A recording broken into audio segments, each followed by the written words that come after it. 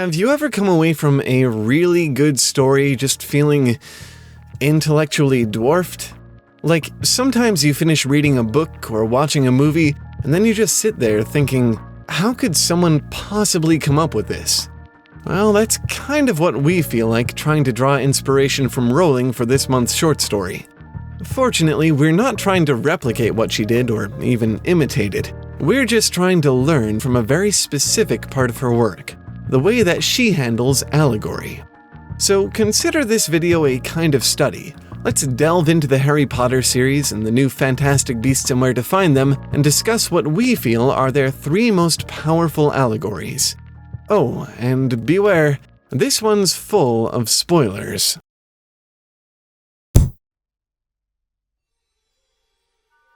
In many ways, the 4th Harry Potter book is a coming-of-age story. The rose-tinted lenses are lifted from both our eyes and Harry's as we're forced to face the implications of his role in the story.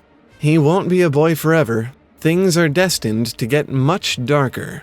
But before that, we have the 3rd book, which, through allegory, prepares us for that transition. There is a strong theme in this story, one of dread and apprehension and fear. Harry's death is prophesied quite plainly. He's stalked by a phantom, a Grim. But most of all, he has this profound emotional reaction to the presence of the Dementors. Profound not only because of the effect they have on him, but also because of what they represent. In the words of Remus Lupin, Harry's fear of the Dementors suggests that what he fears most is fear itself.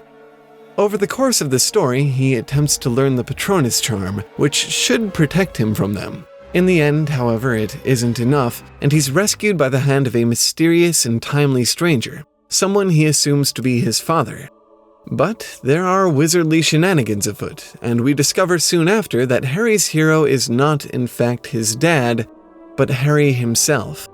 This is an important experience for Harry because he's so often saved by the grace or the sacrifice of others. He learns here that there are some things no one can do for him. He must be the one to overcome his fears. He must learn to depend on himself. A pretty clear message when laid out so simply, but powerful in its presentation. Easy to mistake for a clever plot contrivance. You might even find yourself so caught up in the unfolding of the story that you never really notice the example Harry's setting. At least, not consciously.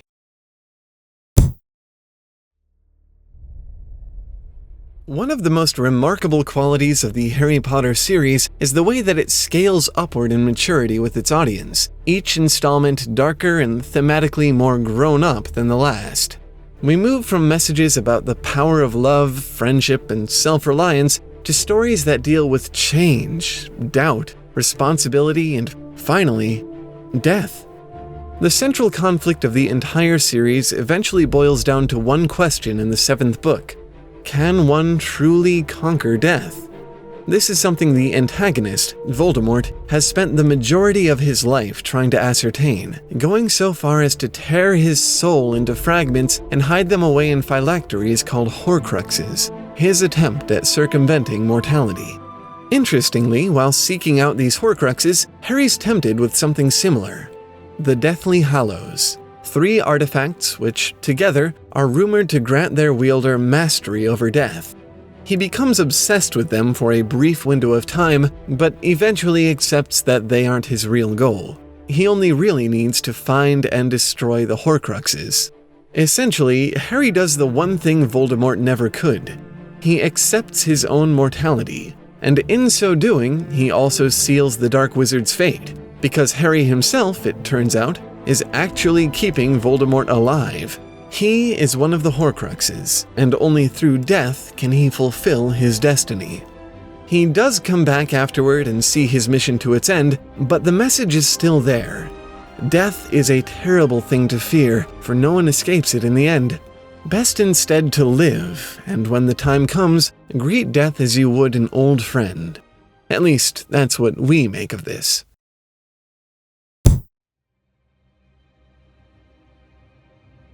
Fantastic Beasts and Where to Find Them is not, in the strictest sense, a Harry Potter film.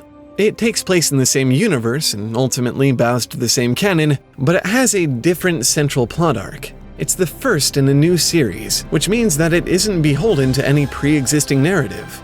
It presents an opportunity for Rowling to use the allegorical dynamic she created for Harry Potter to deliver an entirely new message. We touched on this in our last video, but let's dig into it a little deeper and see what we can find.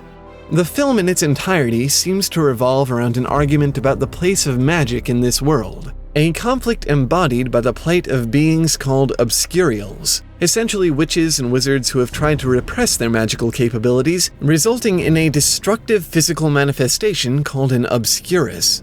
Every mage who becomes host to an obscurus ends up dead by age 10, with one major exception: Credence Barebone. The film uses his unique position to share 3 different perspectives, each articulated in the objectives of the film's characters. Both his mother and Mecusa, the Magical Congress of the United States of America, push for the repression and moderation of magic, seeing it as loathsome or dangerous or potentially problematic. Grindelwald, on the other hand, seems to see it as a tool, and spends the film attempting to manipulate Credence in order to harness the power of his obscurus.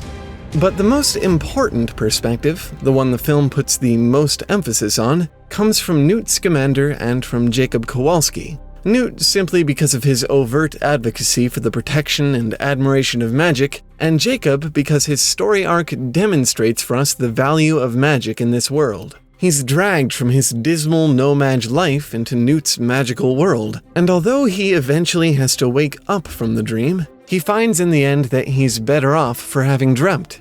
In fact, in a small way, the world is better off for his dreams. Kind of a foil for what becomes of Credence, a proof of concept. You can, of course, substitute Credence's magic in this allegory with a number of things and find vastly different meanings. Even so, it seems to us that the point here is to illustrate the dangers of repression and also to elevate the importance of expression.